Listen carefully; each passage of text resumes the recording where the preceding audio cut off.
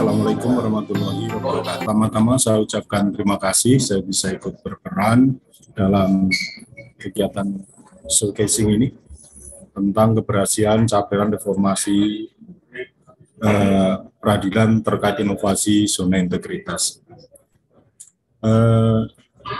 Sebelumnya saya kenalkan terlebih dahulu, mungkin sama seperti yang disampaikan oleh Pak Kabawas tadi, Pak Sugiarto.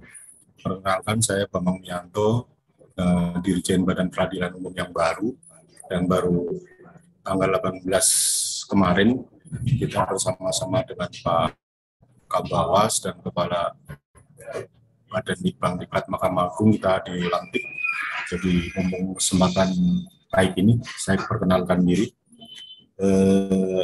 Tentunya sebagai Dirjen yang baru, pada saat ini kita sedang berupaya mengakomodir semua permasalahan yang ada, semua potensi yang ada, sehingga ke depan kita harapkan bahwa kita dapat meningkatkan kualitas, terutama masalah teknis ya, peradilan. Terkait dengan topik kali ini tentang keberhasilan capaian reformasi peradilan, perlu saya sampaikan bahwa Badan Peradilan Umum sebelum tercetus program zona integritas sejak tahun 2015 kita mempunyai program yang dinamakan akreditasi penjaminan mutu pengadilan.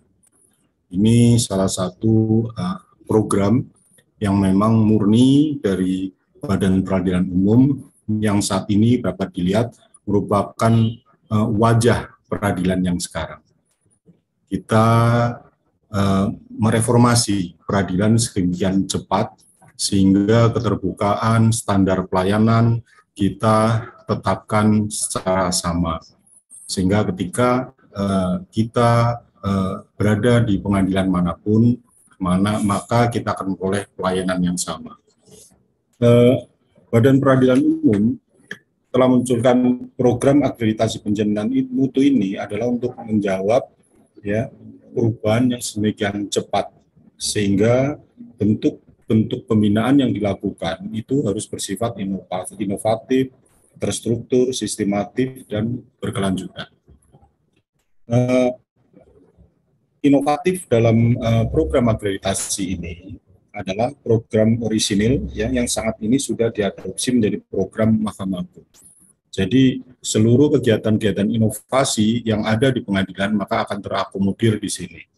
Kemudian terstruktur, kita mempunyai organisasi yang sudah lengkap, organisasi yang sudah tersebar di seluruh peradilan di Indonesia, sehingga penilaian terhadap akreditasi, sertifikasi akreditasi ini bisa dilakukan secara keseluruhan.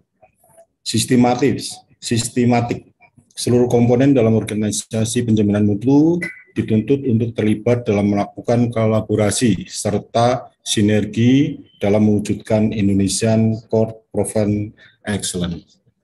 Kemudian berkelanjutan. Ini bahwa hingga saat ini program ini telah berkelanjutan sehingga dari seluruh pengadilan di Indonesia maka hampir seluruhnya sudah memperoleh predikat Excellent A. Ya, hanya tinggal 2 pengadilan yang sertifikasinya itu B dan 1 pengadilan itu disclaimer. Kita selalu mengadakan evaluasi terhadap program ini sehingga terhadap pengadilan-pengadilan yang ternyata terjadi penurunan menyangkut integritas dan sebagainya, maka kita tidak segan-segan untuk menurunkan predikat ini. Apa hubungannya sekarang dengan zona integritas? Dalam program 8 area yang merupakan titik pokok dalam pembangunan reformasi birokrasi. Di zona integritas ada 6 area, sehingga ketika kita menyongsong zona integritas, maka modal dasar dari akreditasi penjaminan mutu inilah yang sudah sangat mendukung untuk kita bisa memperoleh sertifikasi atau predikat WBK maupun WBBM. Dari data yang kita miliki,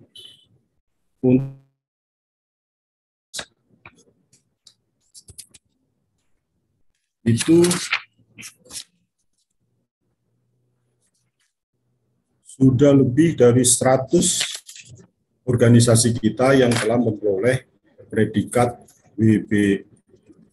WBK, dan sudah tidak sedikit lagi juga yang memperoleh program sertifikasi untuk WBPM. Untuk pengadilan tinggi yang sudah memperoleh predikat WBPM ini sekarang ada 2, untuk yang WBK ada 13. Berarti dari 30 pengadilan tinggi, ini sudah ada 15 pengadilan yang memperoleh sertifikasi WBK. Ini sangat luar biasa karena sudah separuh dari pengadilan di Indonesia sudah tersertifikasi untuk memperoleh predikat WBK. Sedangkan untuk pengadilan negeri yang sudah memperoleh WBK berjumlah 55 dan WBPM ada 2. Ini pada tahun ini kita sedang memproses untuk diusulkan sebanyak 600 satker untuk menoleh predikat WBK maupun WBPM. Banyak hal yang sudah dilakukan oleh Badan Peradilan Umum terkait dengan inovasi-inovasi untuk mendukung program WBK maupun WBPM. Inovasi-inovasi yang sudah diluncurkan oleh Badan Peradilan Umum antara lain ada inovasi yang kita namakan Lentera, inovasi aplikasi layanan elektronik terpadu. Inovasi ini terdiri dari e-layanan, si-super, perkusi, si-proper, e-brosur, dan juga asisten virtual. Perkusi adalah aplikasi pengawasan elektronik terhadap eksekusi. Ini program yang dimiliki oleh Badan Peradilan Umum. Ya, kita harapkan dengan aplikasi perkusi ini, Peradilan Umum bisa melakukan evaluasi dan pengawasan terhadap pelaksanaan eksekusi di seluruh pengadilan di Indonesia. Ya, jadi ini merupakan program unggulan dari Badan Peradilan Umum, sehingga Badan Peradilan Umum bisa melakukan evaluasi dan pengawasan terhadap pelaksanaan eksekusi di seluruh pengadilan di Indonesia. Kemudian juga ada si-super, aplikasi survei pelayanan elektronik. Jadi di samping ada survei mengenai kepuasan masyarakat dan juga indeks persepsi korupsi, Badan Peradilan Umum juga mengeluarkan aplikasi si-super. Aplikasi si-super ini dilakukan secara elektronik dan sudah diaplikasikan di seluruh pengadilan di Indonesia. Sehingga Badan Peradilan Umum bisa melihat di peradilan seluruh Indonesia bagaimana persepsi indeks korupsi maupun kepuasan masyarakat terhadap pelayanan pengadilan secara langsung di Badan Peradilan Umum. Kita tidak perlu lagi harus menunggu laporan-laporan IPK, ya, indeks persepsi korupsi maupun indeks kepuasan masyarakat. Kita bisa secara langsung melihat mereka apakah memang benar bahwa persepsi korupsi maupun indeks kepuasan masyarakat telah memenuhi standar yang ditetapkan. Kemudian Sapa Pengadilan.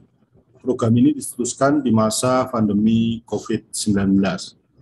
Karena terbatasnya pembinaan secara langsung ke daerah, ya, maka Badan Peradilan Umum, ya, telah membuat aplikasi ini. Ya, tujuannya adalah melakukan pembinaan ke pengadilan-pengadilan di seluruh Indonesia, ya, dengan menggunakan comment center yang ada di Badan Peradilan Umum. Kita melakukan pembinaan secara virtual, secara bersamaan, ya, baik pembinaan teknis maupun pembinaan mental, spiritual, dan integritas. Ini perlu kita lakukan mengingat memang pada masa pandemi kemarin sangat sulit kita berkunjung ke daerah-daerah untuk melakukan pembinaan.